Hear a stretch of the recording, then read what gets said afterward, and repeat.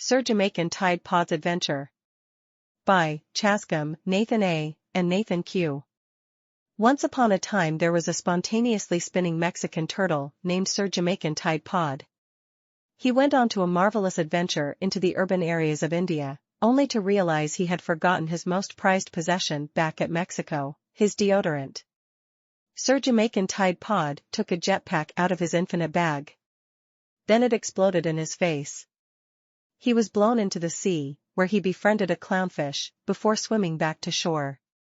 He decided to ask his Indian friend Mrs. to travel back home with him, when he realized, once more, he forgot his deodorant. Again, he has short-term memory loss. While contemplating his life choices, he decides to hijack a spacecraft and fly it back to Mexico. Mrs., his wife Mrs. Jr., and his son, Junior Mr., had never been in a spacecraft before, so they were exhilarated to go. That spacecraft had 43 children inside. He took his mystical, magical, and cryptic maracas and hypnotized the children to fly the spacecraft.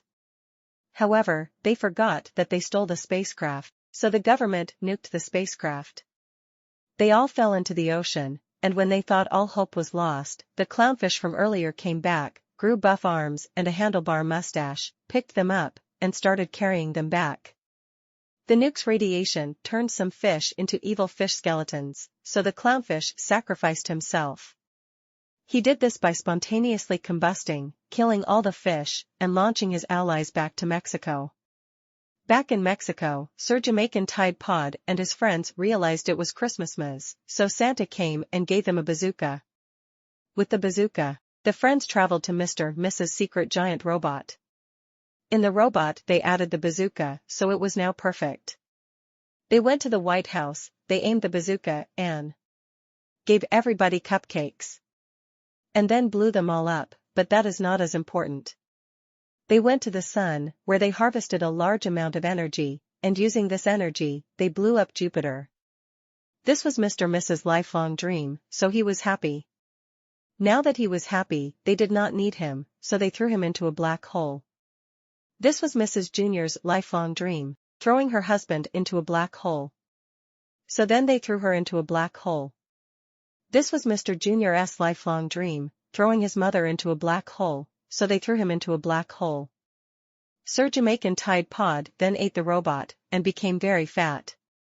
He used this fat to create a wormhole to the Andromeda Galaxy, where he sneezed on it, causing it to explode. He then took Justin Bieber hostage, and forced him to give him the secrets for his amazing musical talent. He then ate him, and threw up everything he ate. The horrid mixture that he threw up was all blended together, and seeking revenge. It took on the form of Kanye West, before poking the earth and exploding it. He also ate the rest of the solar system. Now as an even match, they fought. Their battle shook the universe, every strike destroying thousands of galaxies. After a 10-hour-long fight, Kanye West struck Sir Jamaican Tide Pod with a fatal blow, and absorbed his corpse and the entire universe, and was ready to eat more. Now reunited, Sir Jamaican Tide Pod, Junior Mr., Mrs. Jr., Clownfish, Justin Bieber, and the U.S. government started a rebellion against Kanye West. They stuck a camera out his stomach, and saw the outside world. Kanye West had already destroyed 456,789 universes. Filled with anger, Justin Bieber cloned himself, and Justin Bieber number 2 crawled up into Kanye West's skull, and exploded his brain with the magical musical power of friendship. After absorbing Kanye West's body, the friends built a house together and restored the chaos that he had caused. The grateful people now ruled Sir J. as the true king of the multiverse for his heroic actions. They gave him amazing gifts, such as the universe, eternal happiness, a true family, half of a cheesecake, and nigh omnipotence. The true family reminded Sir J. of his traumatic past. His father, a man who ingested a Tide Pod, and his mother, a Jamaican turtle. These two had him in Mexico, where they abandoned him a year later. For the next 20 years up until his adventure, Sir J. was raised by Justin Bieber's grandmother's old pet hyenas. That is who they are, and their name. He then realized he had never even gotten his deodorant.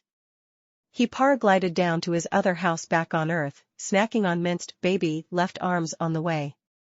He opened the secret trapdoor in his toilet door, put in the code 1337, and the bunker in Lady Gaga's backyard opened. He teleported there and closed the door, before traveling through the space vortex and teleporting his friends to him. Beyond the vortex was the realm known as Deodorant, a pocket dimension where all laws of the universe fail, every concept is changed, and there is complete anarchy. Due to the realm's incomprehensible nature, the following descriptions of the realm will be explained as close to the original as possible, while actually being comprehensible. Upon entering the dimension, two Dwayne "The Rock" Johnson trolls leapt at them, shooting the crew with magical lucky charms, part of a balanced breakfast. The crew disemboweled them with unicorn horns, and blew up their eyes. They then parkoured across the islands in the red void to the castle, where they fought a dragon. The dragon farted out sentient attacking glitter, causing disarray in the group, before smacking them with its tail. Realizing the danger, the crew combined into one being, Sir J+. They killed the dragon by shooting out Joseph Stalin-themed birthday party decor into its spleen. After slaying the dragon, they entered the castle before having to fight the three-headed Hydra of knowledge protecting deodorant, with its three heads being Nicolas Cage, Bill Nye, and Mr. Rogers. Nicolas Cage attempted to shoot out his army of garden gnomes into Sir J+'s mouth, but after doing this he had his skin torn off and organs turned into jelly beans, while being burnt, all while alive. Meanwhile, Bill Nye used his ultimate attack, using the power of science and Despicable Me 3 to unravel the fabric of reality. Sir J+ watched in horror as he saw every timeline and scenario flashing before his eyes, starting and ending, then starting again and repeating. Every sense of logic and order then faded, as indescribable things happened. Bob the Builder then fixed the space-time continuum, so Sir J+ ripped out Bill Nye's windpipe and gouged out his eyes and fingernails, while force-feeding him a whole brick and cutting off his shoulders. Mr. Rogers then proceeded to have a bathroom accident, so he was excused to leave as Sir J+ entered the throne room of his deodorant. His eyes met the unholy deity of all time and space, his deodorant. He saw the 5,000-foot-wide ball of flesh, eyes, teeth, and tongues yell out into the distance, bursting Sir J+'s eardrums. He repaired himself, before bowing down to his deodorant and asking if he could take him. The truly omnipotent being agreed, that turned himself into the size of a pebble before entering the hat of Sir J+. Sir J+ then left the dimension, but felt a burning sensation.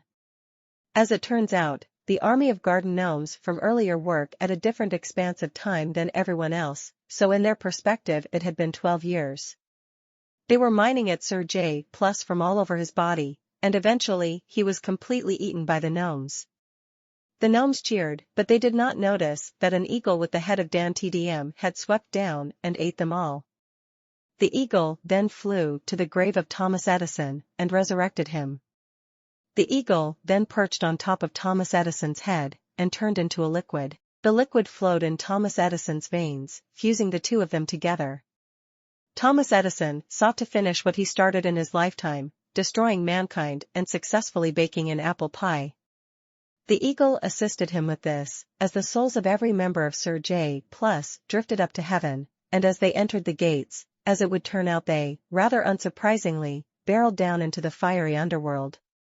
They then met up with Gandhi, who used the power of chalky milk to turn the members of Sir J+ into 1 ounce of goop, which he used a blow dart to send up into the grave of Nikola Tesla, fusing with him in the same way that the eagle fused with Thomas Edison.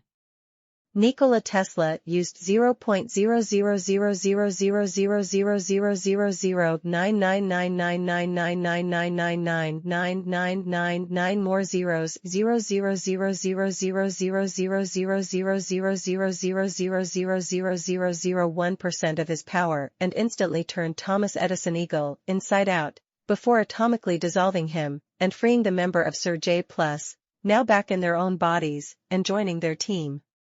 The crew then, using the rest of their necromancy powers, resurrected Beethoven, Charlemagne, every pope since 1209, Genghis Khan, Ronald Reagan, Bob Ross, MLK, Gandhi, for saving them, Stephen Hawking, Franz Ferdinand, and Rasputin.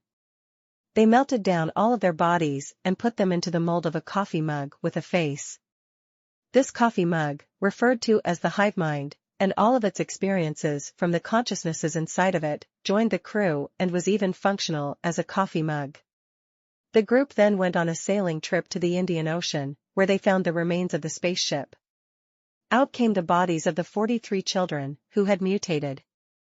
They revealed that they were child laborers who were being forced to be in the spaceship by Angela Merkel. The 43 children then went to their secret underwater lab, where they were working on a cloning machine. The coffee mug used its knowledge to finish the machine and clone the children into an army of 5 million super soldiers. They all had wings, laser eyes, could lift up to 46 tons, were 700 miles per hour, had immense skill, extreme durability, and an IQ of 500. With this army, they raided Germany, and when NATO came to Germany's